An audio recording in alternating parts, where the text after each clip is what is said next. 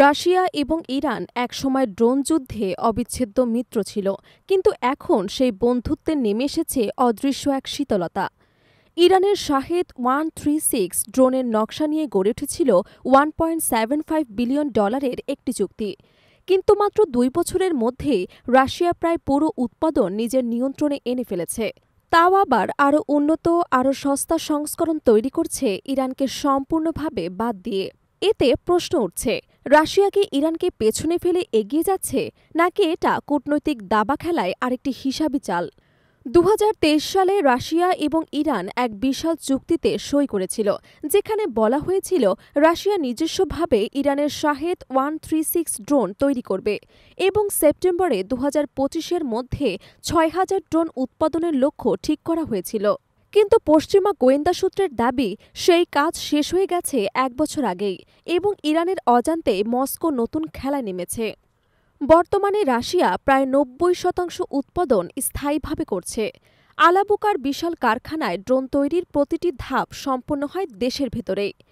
Aluminium বার থেকে তৈরি হচ্ছে ইঞ্জিন, স্থানীয় মাইক্রোচিপ দিয়ে বানানো হচ্ছে ইলেকট্রনিক্স, আর কার্বন ফাইবারে তৈরি হচ্ছে ফিউজেলাস। রাশিয়ার নিজস্ব সংস্করণের শাহেদ ড্রোন এখন আরও উন্নত, বড় ওয়ারহেড, স্থায়ী ব্যাটারি এবং উন্নত যোগাযোগ ব্যবস্থা যুক্ত করা হয়েছে এতে। অর্থনৈতিক দিকেও এসেছে বড় পরিবর্তন। 2022 সালে যেখানে প্রতিটি ড্রোনের দাম ছিল প্রায় $2 লাখ, এখন তা নেমে এসেছে মাত্র 70,000-এ। ফলে উৎপাদন বেড়েছে কয়েক গুণ, আর প্রতি মাসে প্রায় 5500 ড্রোন তৈরি করছে রাশিয়া।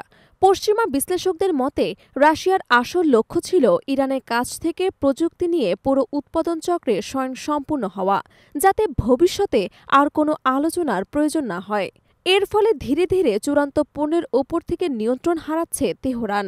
এই টানাপোড়েন স্পষ্ট হয়ে ওঠে গত জুনে ইসরায়েল এবং ইরান যুদ্ধের সময়।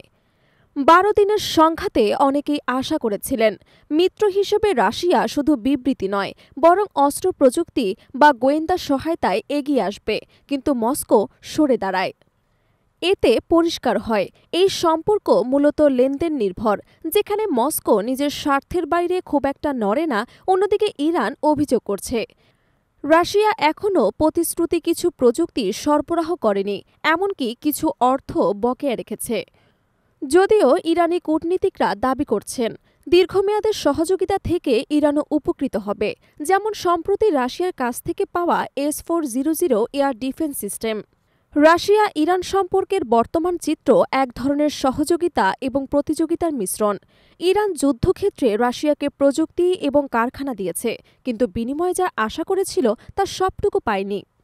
অপরদিকে রাশিয়া নিজের সামরিক শিল্পকে শক্তিশালী করে তুলেছে এবং ভবিষ্যতের জন্য নির্ভরশীলতা কমিয়ে দিয়েছে।